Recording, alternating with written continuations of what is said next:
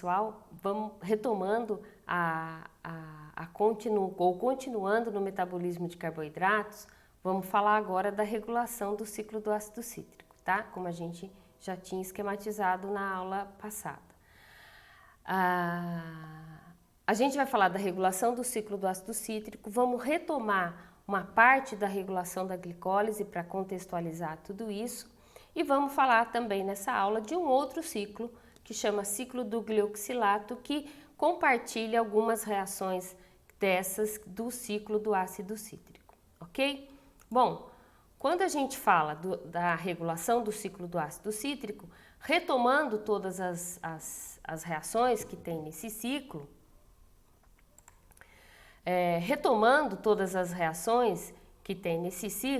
a gente vê que no ciclo são 3 os pontos de regulação, mas tem um ponto anterior aqui de regulação que faz parte justamente daquela enzima complexa que a gente já falou detalhadamente do processo da ação dessa enzima na formação do acetil-CoA. Bom, a gente vai falar também aqui de outros pontos e só para explicar e deixando claro como tudo isso sempre fica representado nas reações bioquímicas, quando tem essa bolinha com um xizinho, isso significa que essa reação está sendo modulada negativamente por essas substâncias. Quando tem o triangulinho verde, está sendo modulado positivamente por essas substâncias aqui. Então, a gente vai ver que tem nessas reações que são pontos de regulação, que são 3 pontos de regulação no ciclo, os moduladores positivos e negativos de cada uma dessas reações. 3 fatores controlam o fluxo. A disponibilidade de substrato, como é um ciclo, é importante que o produto da reação vai servir de substrato para a seguinte.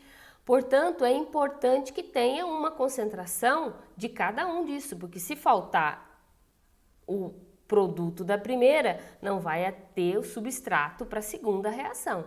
E isso é um ciclo. Um outro fator também de regulação é a inibição por acúmulo de produto. Como a gente vai ver em cada uma delas, várias delas são moduladas negativamente pelo acúmulo de produto. Outra regulação importante é a inibição alostérica e modificação covalente, que a gente também vai ver aqui exatamente como funciona nesse ciclo.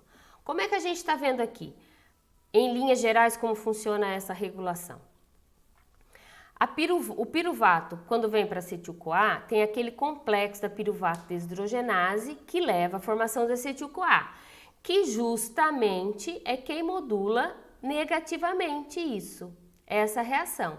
Essa reação é modulada negativamente por acetil-CoA e a gente vai ver que, além dos ácidos graxos, que são os precursores do acetil-CoA, essa reação também é modulada negativamente por ATP e NADH. Vamos lembrar, quando a gente falou do ciclo do ácido cítrico, que ATP e NADH são justamente o produto desse ciclo, que é a formação de energia. Portanto, se tem energia esse organismo, todas as rotas do ciclo são moduladas negativamente. Então, pode produzir menos energia, porque não tem tanta demanda assim agora. É essa sinalização que acontece nos organismos. Então, a gente vai ver que todas as rotas são moduladas negativamente por ATP ou por NADH. NADH que vai se transformar em ATP, também é sinônimo de energia, como a gente já discutiu. Então, a primeira rota é modulada negativamente justamente por ATP, acetil e NADH, além de ácido graxo, e modulada positivamente pelos substratos da reação, que é AMP, CoA, NAD+, e cálcio. Aliás, cálcio vai modular positivamente outros pontos, daí a importância de cálcio em concentrações adequadas no nosso metabolismo. Bom, a primeira reação aqui de modulação é a formação de citrato que também é modulado negativamente por energia, por NADH, por succinil-CoA, que é um produto de uma rota subsequente, quer dizer, um feed forward, né, como nós falamos, tá lá na frente essa modulação, além de ser inibido pelo produto, que é citrato, e ATP, que é o produto da via. A ADP também modula positivamente as outras rotas, né, é o inverso do ATP. O isocitrato é modulado negativamente por ATP, positivamente por ADP. E a alfa-cetoglutarato, que é o terceiro ponto, é inibida também pelo produto da reação, além de NADH, e modulada positivamente por cálcio.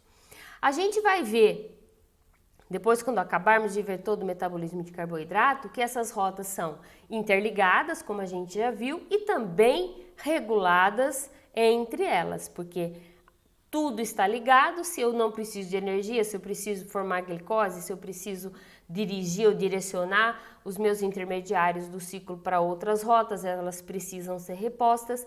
E só para lembrar vocês, o citrato que é o produto aqui, primeiro produto, é inibidor da PFK1.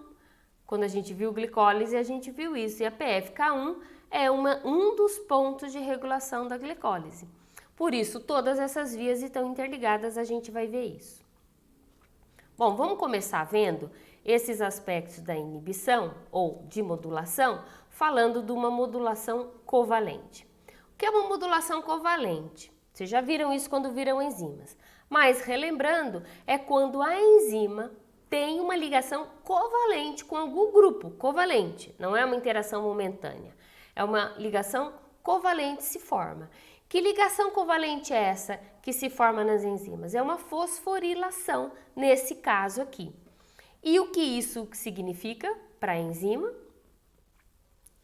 É a mesma enzima, mas que fosforilada vai ter uma ação e não fosforilada ela vai ter uma outra ação oposta. Então, quando a rota vai num sentido, interessante fosforilar. E se eu quero outro? Desfosforila. Isso vai ser modulado por moléculas que vão ser capazes aí no caso de promover, modular positivamente a fosforilação e no caso dessa enzima, quando fosforila, inativa a enzima, ou seja, eu inativo essa rota, não é para seguir nesse sentido da rota. Ou não fosforilada, que é a enzima ativa. E isso vai acontecer para a primeira porção dessa enzima. Lembra? Essa enzima, como nós vimos, ela tem 3 complexos, ou são 3 domínios enzimáticos que atuam aqui. A piruvato deshidrogenase, que é o primeiro, o segundo dihidrolipoil transacetilase e o terceiro dihidrolipoil dehidrogenase. Nós agora vamos falar dessa primeira enzima. A piruvato deshidrogenase, portanto, se estiver fosforilada, ela tem uma atividade quinase, que é a fosforilação da enzima. Então, quando ela tem atividade quinase, ela fica na forma inativa. Se ela está na atividade fosfatase, que é tirar o fosfato dela, ela está na forma ativa. A forma ativa significa segue o jogo, vamos produzir energia para esse organismo, tá? Então, vamos ver quem é que modula positivamente a piruvato quinase, a fosforilação. Se a fosforilação inativa, quem modula positivamente são justamente aqueles que vão inibir essa enzima. Na ação que a gente está vendo agora, que é a formação da acetil-CoA. E quem é que vai inibir isso? Justamente os produtos da reação. Então, os produtos da reação, além da inibição pelo substrato, eles também promovem uma modulação positiva na fosforilação. Então, atuam de 2 formas, inibindo pelo substrato e modulando positivamente a formação da enzima inativa. Enquanto que os reagentes ou substratos modulam negativamente a fosforilação, o que promove a formação ou preservação da enzima na forma não fosforilada. Então, fosforilada você tem uma ação, não fosforilada tem outra. E essa modulação vai regular. Preciso formar energia? Não quero energia? Acúmulo de acetil-CoA? Fosforila e para essa reação. Não está acumulado, não desfosforila, ação fosfatase, promove a ação fosfatase e, portanto, leva essa reação para outro sentido. Ok? E isso também a gente vai ver que acontece em outras etapas, que é essa reação que eu vou retomar com vocês da glicólise hoje, tá? As outras unidades dessa enzima, que é E2 e E3, vão ser moduladas também não mais por covalente, não necessariamente, a covalente é só E1, mas elas vão ser moduladas. Por exemplo, o que acontece na porção E2 dessa enzima? Não é justamente a formação do acetil-CoA e a chegada do CoA que vai modular positivamente, quer dizer, o substrato modula positivamente, o produto modula negativamente a segunda porção, que também é o que vai acontecer com a terceira porção dessa enzima. A terceira porção dessa enzima é justamente aqui, essa etapa onde acontece a redução do FAD e depois a redução do NADH. Portanto, formação de energia. Então, ela vai ser modulada positivamente pelo substrato, NAD+, e modulada negativamente pelo produto, NADH. Portanto, essa enzima ela é toda complexamente modulada. Em cada uma das unidades existem fatores alostéricos e modificação covalente e inibição por produto em cada uma desses complexos. Tudo isso antes da gente começar a falar do ciclo do ácido cítrico, tá? Então, a gente explicou detalhadamente essa enzima e agora eu estou explicando detalhadamente a inibição ou a modulação que acontece nela. Além dela, tem as outras reações do ciclo, que eu, como já falei para vocês, são 3 os pontos de inibição e a inibição pelo produto.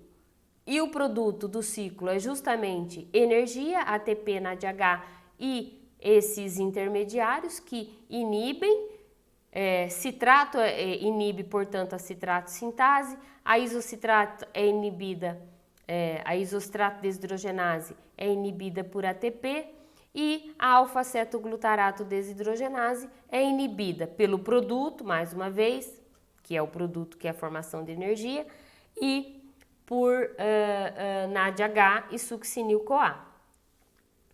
Bom, aí retomando, vamos lá falar da glicólise, porque eu quero dar um exemplo para vocês na glicólise, eu coloquei essa questão para vocês numa das atividades da glicólise, mas eu gostaria então de retomar, porque vocês foram lá, viram que é frutose 2,6-bifosfato e agora vamos explicar melhor como acontece essa regulação por frutose 2,6-bifosfato, ok?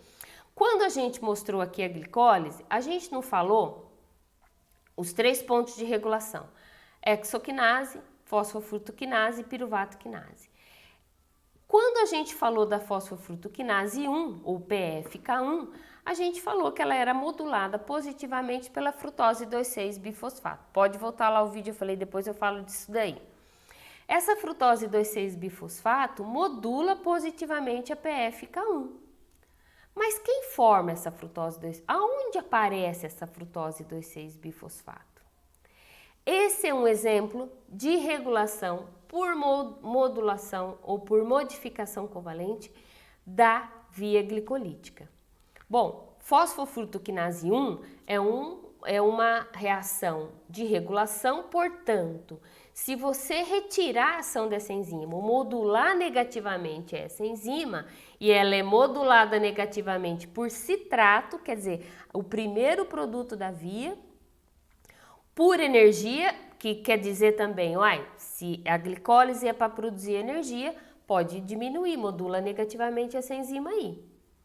Se ela é um ponto de regulação, tudo que modula negativamente essa enzima vai diminuir a produção de energia.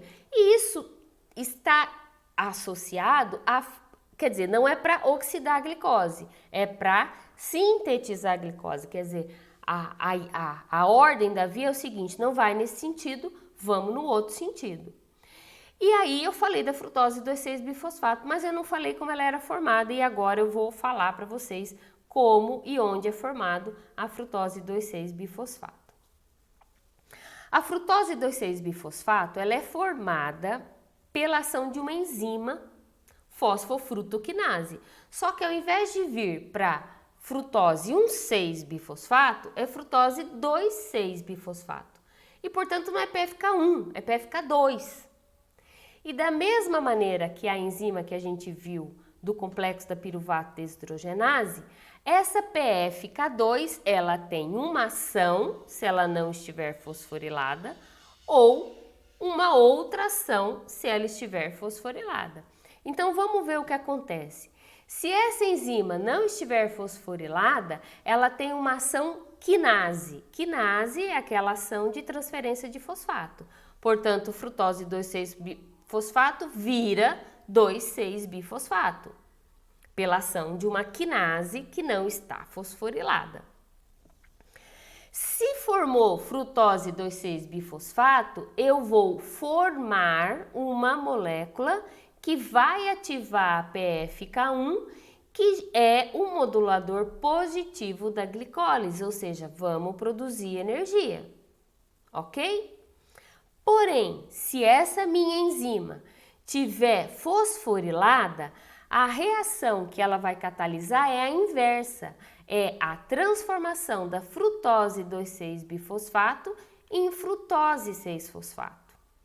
Portanto, quando ela está fosforilada, ela consome o modulador positivo de um dos pontos de regulação da glicólise, ou seja, para de fazer glicólise. E isso é interessante a gente ver, porque quem é que promove a fosforilação dessa enzima? Quem promove a fosforilação dessa enzima é uma proteína conhecida, a gente vai falar outras vezes dela, que é a proteína quinase, é uma proteína que tem ação de fosforilar uma enzima. Ela fosforila a bifosfatase. Mas por que quando essa proteína aparece no jogo? Quando o glucagon é liberado. Lembra que eu falei para vocês da insulina? Agora eu vou falar do glucagon. Nesse caso, então, o que nós estamos falando? Quando o glucagon aparece, ele estimula a proteína quinase que fosforila PFK2 e que leva à formação de frutose 6-fosfato ao invés de frutose 2,6. Portanto, nessa condição, eu não quero oxidar a glicose. Nessa condição, provavelmente eu tenha que sintetizar a glicose. E vamos entender hormonalmente como isso acontece. Lembra quando nós falamos da regulação da glicólise? A regulação, um dos pontos era primeiro transportar a glicose para dentro da célula. E como acontecia esse transporte? Para muitas células, de modo passivo, mas para algumas, como coração, músculo esquelético, rins, acontece através da insulina. A insulina que promove a entrada da glicose para dentro das nossas células. E quando a insulina está alta, promovendo a entrada de glicose da célula, glucagon está baixo. Eles são antagônicos. Insulina alto, glucagon está baixo. Quando eu tenho pouca insulina, ou seja, se eu tenho pouca insulina é porque a pessoa não comeu. Ela está sem se alimentar faz tempo. Se eu tenho pouca insulina, sobe meu glucagon. E o glucagon subindo vai justamente estimular a formação não a oxidação da glicólise, que não tem. Ele vai estimular a síntese de glicose. Portanto, vai fosforilar a enzima para que o ativador da PFK1, que é uma rota importante da glicólise, seja modulado negativamente. Isso é muito importante dentro do metabolismo e a gente vai ver que isso vai acontecer em outras rotas metabólicas, mas eu quis explicar isso separadamente, detalhadamente, junto com outro exemplo de fosforilação, para que fique claro que a fosforilação é uma modificação covalente, quer dizer, liga um fosfato na enzima e quando liga, ela se desliga para alguma coisa e se liga para outra coisa, ok? A gente vai ver isso em muitas outras rotas dentro do metabolismo de carboidrato. E aí eu queria falar com vocês do ciclo do glioxalato, que é uma rota parecida ou tem intermediários aí, usa muitas as reações, envolve as enzimas do ciclo e duas a mais, a isocitrato liase e a malato sintase. E essas duas outras rotas que envolvem vão levar à formação de succinato e essa segunda enzima da malato sintase vai sintetizar malato a partir usando como substrato acetil-CoA. E a gente sabe que malato vai chegar ao oxalacetato e oxalacetato é um substrato para a formação de glicose. Portanto, é uma rota alternativa para a produção de glicose, só que ela existe em plantas, bactérias, leveduras, fungos, vertebrados não possuem esse ciclo. E nós vamos ver qual é a implicação disso. Ou seja, você usa acetil-CoA, que vem de outras fontes de degradação, lembra? Do nosso metabolismo, mas principalmente das gorduras, para levar à formação de açúcar. Isso para as plantas é muito interessante, porque elas têm a gordura do óleo das sementes, e elas podem usar esse óleo da semente para produzir glicose, como energia para essa planta crescer e se desenvolver. A gente não consegue isso. Eu vou explicar isso depois. Isso está errado, mas vamos ver. Aonde essas reações vão acontecer? Numa organela que se chama glioxissomo. E aí tem o corpo lipídico, quer dizer, da onde vai sair o acetil-CoA para ser degradado, a mitocôndria, onde vai ser produzida energia e, portanto, essas moléculas vão ter que ser transportadas de diferentes locais da célula para que aconteça essa formação de açúcares, ok? Mas vamos ver aqui que esse ciclo do glioxilato, ele é uma alternativa para o metabolismo de acetil-CoA. Acetil-CoA, que a gente viu, é o intermediário comum da oxidação de vários nutrientes, de todos eles, de açúcares, de proteínas e de aminoácidos, né? Só que vertebrados não possuem a via. E, portanto, vertebrados, como nós, mamíferos. E a gente não pode sintetizar glicose a partir de acetato ou acetil-CoA. Algumas bactérias, por exemplo, usam acetato como fonte de energia. Então, elas passam acetato, passam para acetil-CoA e transformam isso em glicose e vão crescendo felizes da vida. Nós, vertebrados, não temos essa capacidade, que seria uma coisa muito boa. Vamos conversar sobre isso. A gente, quando quer perder peso, por exemplo, a gente quer perder peso, mas a gente quer perder gordura, basicamente. Mas a gente tem que oxidar a nossa gordura, quer dizer, entra um monte de acetil-CoA na nossa circulação, quebrando gordura, como nós vamos ver, em ácidos graxos, mas a gente não consegue transformar esse ácido graxo em açúcar, porque aí você não precisava comer nada, não precisava comer carboidrato, porque a quebra da sua gordura estaria promovendo a formação de açúcar, então você ia ficar bem, ia ter que ficar tranquilo, não ia ter hipoglicemia, não, enfim, o cérebro não ia surtar, porque você iria conseguir energia a partir da quebra da sua gordura. Isso funciona para plantas, mas para nós não funciona. A gente não tem essas enzimas que promovem isso. Portanto, deu ruim para nós aí. Então, para queimar a gordura, a gente tem que fazer outros esforços. Não pode deixar de comer carboidrato.